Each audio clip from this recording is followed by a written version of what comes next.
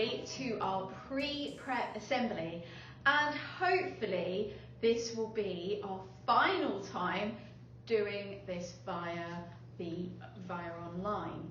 Next week I am so excited that I get to see all of you live, looking up at me when I'm reading you a story, and we can have a chat about what's been going on, and I am ever so excited to have you all back at school next week.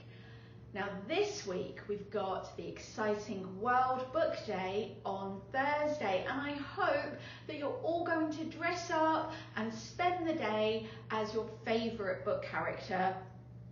And please don't forget to send us some photographs so we can put those together in the newsletter and I can see how you've dressed up, and which is always one of the highlights of our school calendar.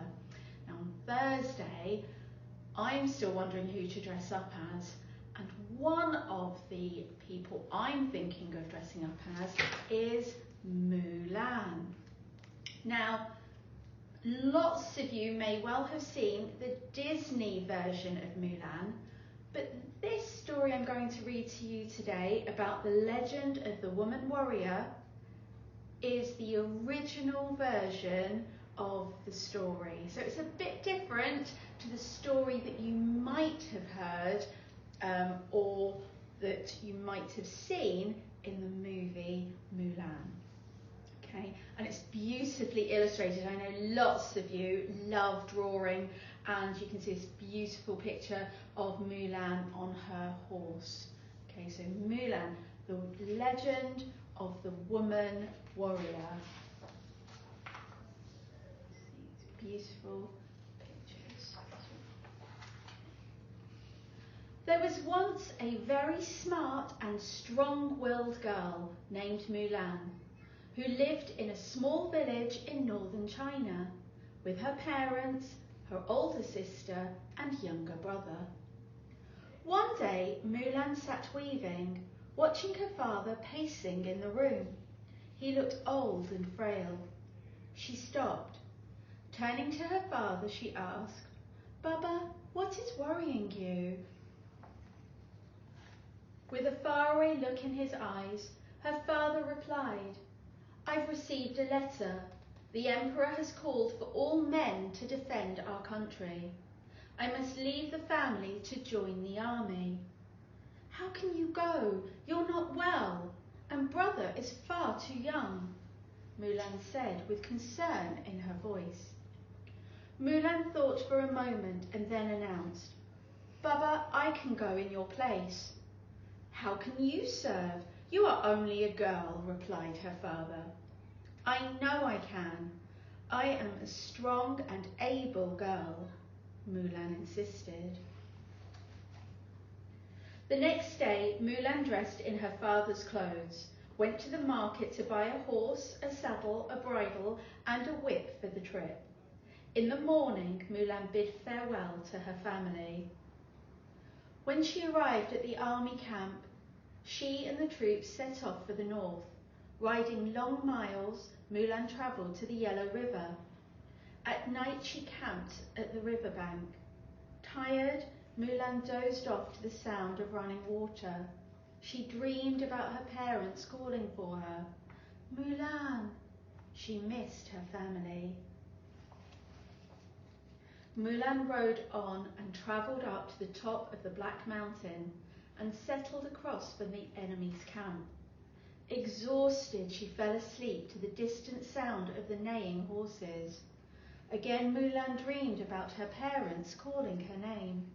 She missed her family even more, but she knew she was a strong and able girl.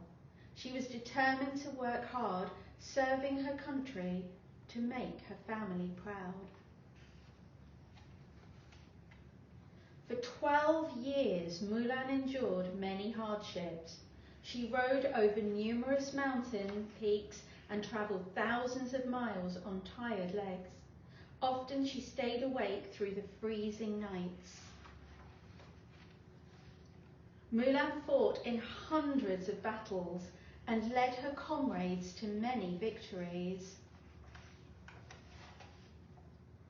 With her skills and bravery, Mulan rose quickly through the ranks. As a victorious commander, Mulan led her troops back to the emperor's palace.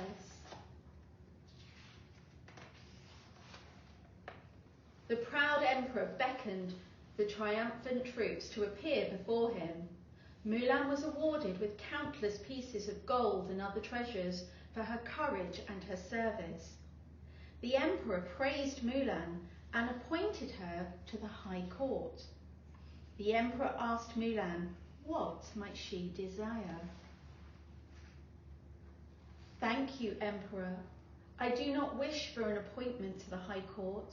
I only want to go back to my family, Mulan replied. The news of Mulan's return reached her family. To welcome her home, Mulan's parents eagerly waited at the outskirts of the town. Her older sister was cheerfully dressing in her best outfit, while her brother was busily setting up for a feast. Upon arriving home, Mulan hugged her family. She was so happy to see them. She went to her room, she took off her armour and changed into her favourite dress. She sat down in front of her mirror, brushed out her tangled hair and carefully applied colour to her cheeks. Mulan then rejoined her army buddies who were celebrating with her family in the living room. The men looked up at Mulan as she entered the room. With eyes wide open and a surprised look on their faces, they said in wonder, "How is it possible we did not know that our respected leader was a girl all along?" Mulan smiled and responded, "One should not judge another by their appearance alone. When a pair of rabbits run side by side, can you tell the female from the male?"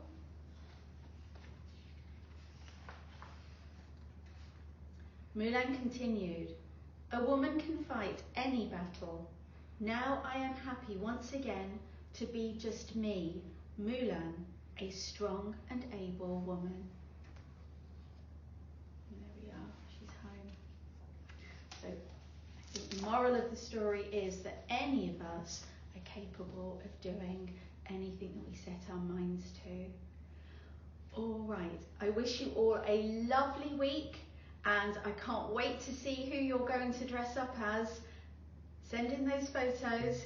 Take care, everybody, and we'll see you all on Monday, the 8th of March. Take care.